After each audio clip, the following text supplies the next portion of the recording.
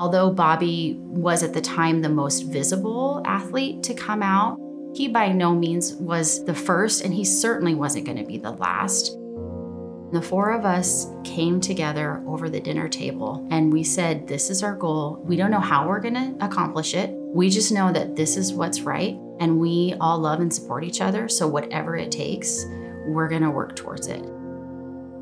Trans and non-binary youth want to play sports as their authentic self, just like everybody else.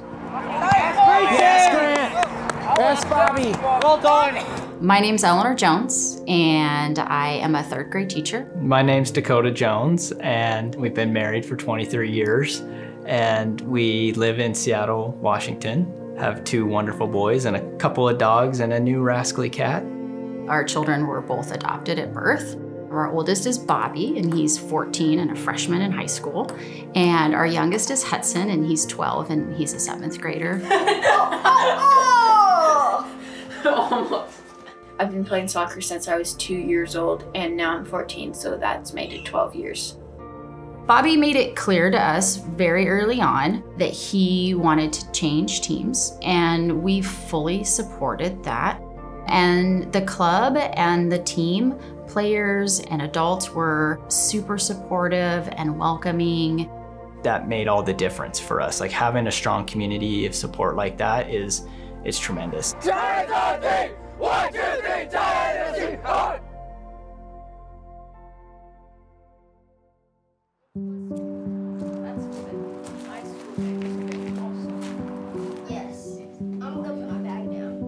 The league in the area has 60 clubs. And if you think about how many teams each club has, that's thousands of players. And so Bobby right away said to us, look, as much as I want to play on my team, I want to make sure that every other player that comes after me and their family has the ability to play and not have to go through the struggle.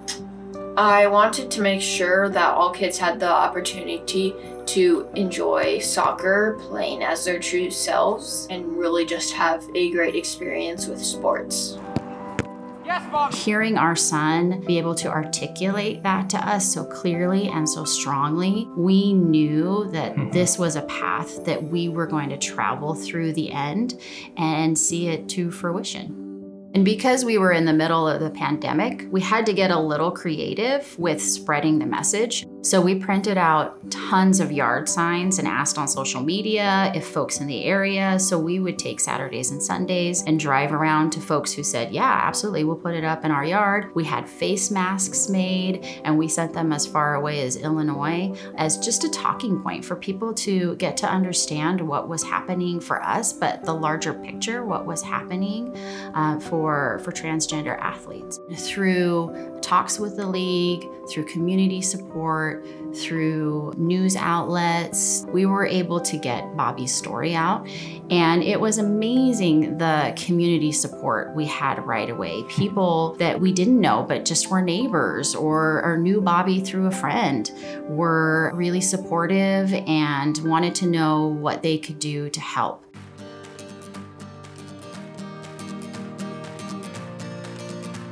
The Sounders have been especially great to me and my family. I've been able to meet Brad Evans a couple of times, and that was always really cool.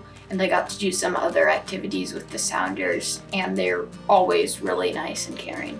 When I realized that the policy was going to happen was when I was sitting with the policy team, and everything that we were talking about and saying and thinking over. In my heart as a mother and in my heart as an educator, I knew that it was what was best for kids. In that meeting, you could feel there was a synergy that was happening, that the good work was being done, and that eventually at some point with continued pressure and support, that this was going to pass.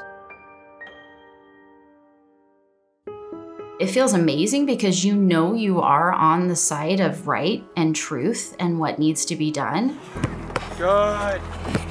Good, Bobby. And also as a mother, it's just a relief that this is one less hurdle that Bobby and that our family will have to take on. So it was a mix of emotions, pride in our family and working so hard to get this done, pride in Bobby for being willing to be visible. Going through it together, it created a bond that it's beyond strong, and so we'll have that forever.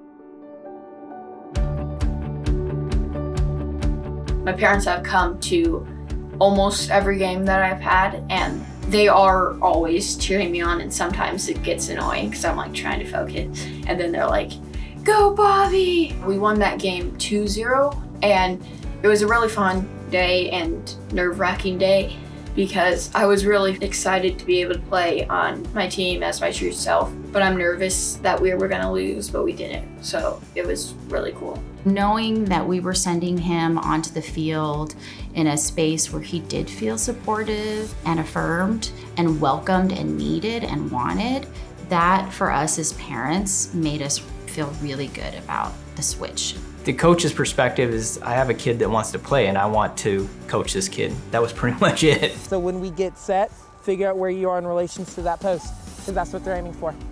My coaches are really great. They always push me to do my best, and they always are really hopeful.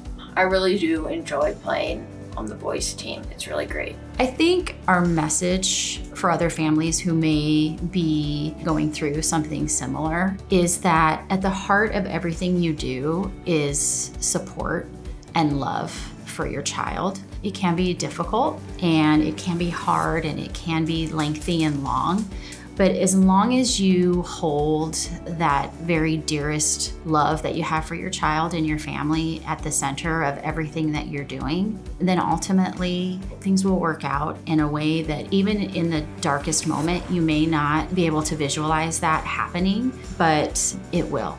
We got to see him succeed and progress and do the sport that he loves, and that brought us so much joy.